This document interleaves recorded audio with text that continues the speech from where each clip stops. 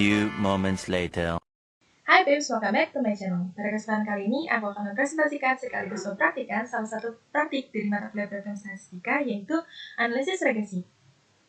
Analisis regresi digunakan untuk mencari persamaan, yakni persamaan matematik, yang memungkinkan kita agar dapat meramal nilai-nilai suatu variabel tak bebas berdasarkan nilai variabel bebas. Sebelum uji analisis regresi dilakukan, ada baiknya dilakukan uji analisis keberartian masing-masing koefisien regresi. Apakah regresi itu linear atau tidak? Kita dapat menggunakan scatter plot atau diagram pencar dalam sub-menu curve estimation. Analisis regresi dibagi menjadi dua, yaitu analisis regresi linear sederhana dan analisis regresi linear multiple.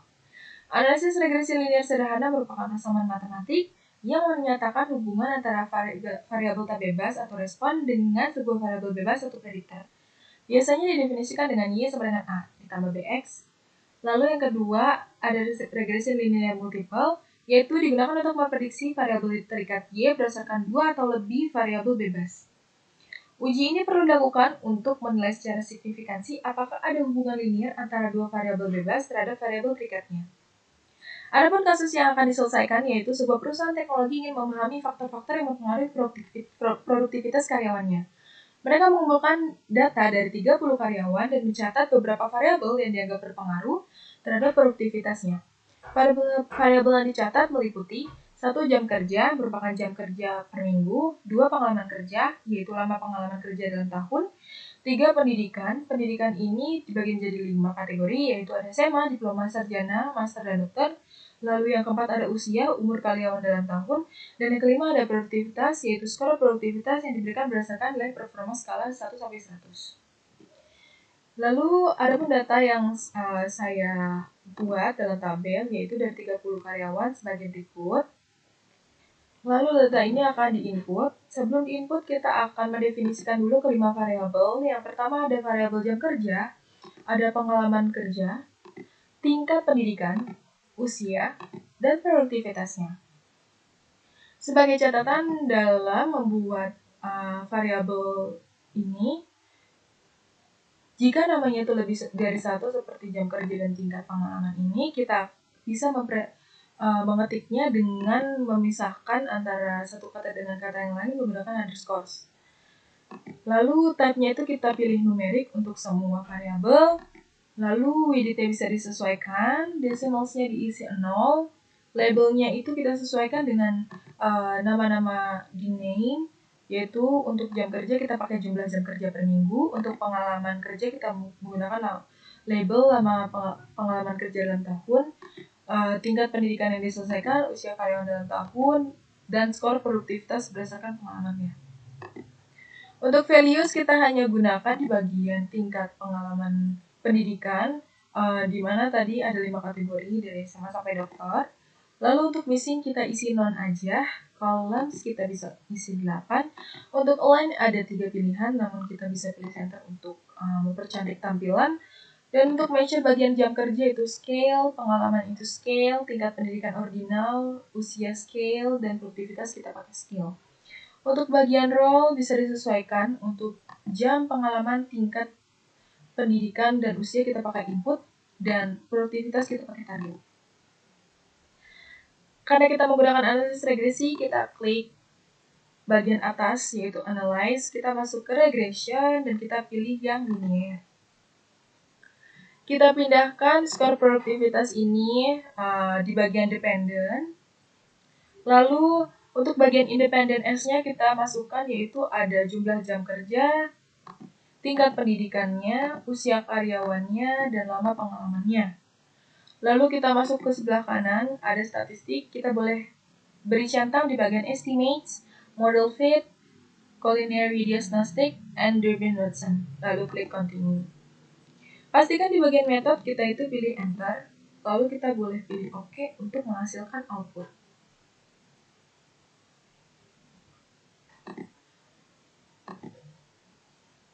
Untuk outputnya sendiri, di bagian atas itu ada tabel variables enter remove.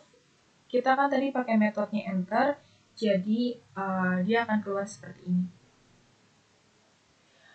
Untuk hasil analisis regresi yang akan menghasilkan output, yaitu ada model summary. Model summary ini adalah tabel yang menunjukkan Seberapa baik model regresi memprediksi variabel dependen atau produktivitasnya itu sendiri? Di mana R di sini adalah 964 atau 96,4%,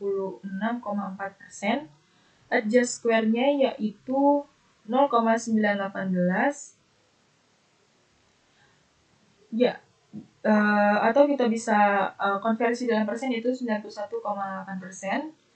Ini menunjukkan bahwa model cukup kuat menjelaskan variabilitas dalam produktivitas.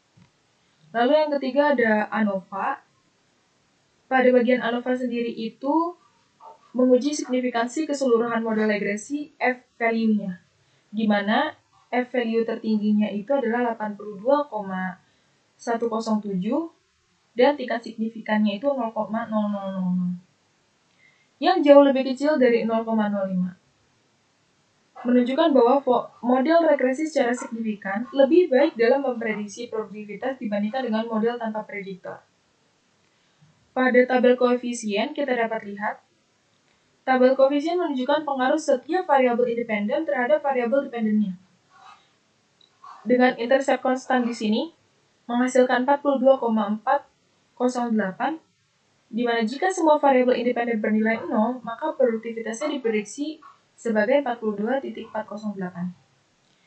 Di mana koefisien standar error di sini menghasilkan hasil 10,758 yang menunjukkan nilai korelasi antara jumlah jam kerja per minggu dengan tingkat pendidikan, pengalaman kerja, tingkat pengalaman dan usia. Lalu di bagian jam kerja, koefisiennya 0,209, di mana dengan p-values-nya itu lebih kecil dari 0,001 yang berarti sangat signifikan.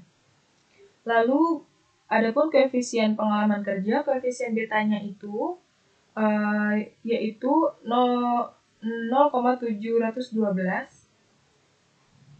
koefisien standar errornya, yaitu dia lebih kecil juga dari 0,001 p-values-nya, yang berarti hasilnya sangat signifikan mempengaruhi.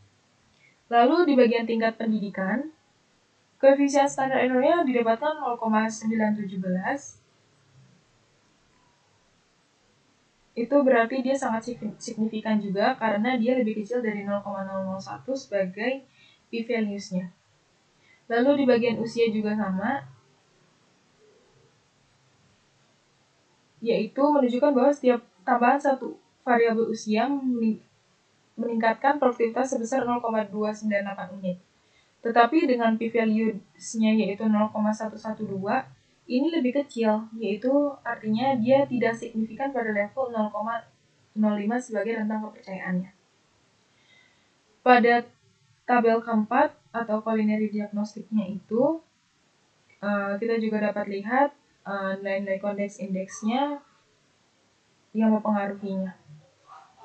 Dan residual statistiknya juga memuat nilai maksimum dan minimum, mean, standard deviation, dan n-nya yaitu kita pakai 30. Pada gambar ini kita dapat lihat bahwa normal residuals-nya dari normal p-plot-nya itu mengikuti distribusi normalnya dengan cukup baik, meskipun ada beberapa penyimpangan-penyimpangan kecil dengan homoskedastisitasnya dari scatter plot residual. Tidak ada pola sistematis yang jelas seperti ini, yang menunjukkan bahwa asumsi homoskedastisitasnya memungkinkan sudah terpenuhi. Adapun kesimpulan dari praktikum kali ini yaitu jam kerja, pengalaman kerja, dan tingkat pendidikan secara signifikan mempengaruhi produktivitas karyawannya. Lalu, usia itu tidak memiliki pengaruh signifikan terhadap model produktivitas dalam model ini karena didapatkan signifikan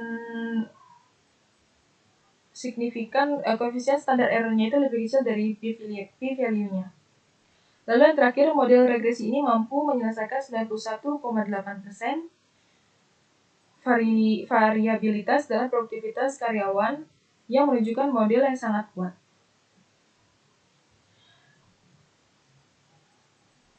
Sekian presentasi dari saya, kurang lebihnya mohon maaf, semoga presentasi ini dapat dimengerti. Terima kasih.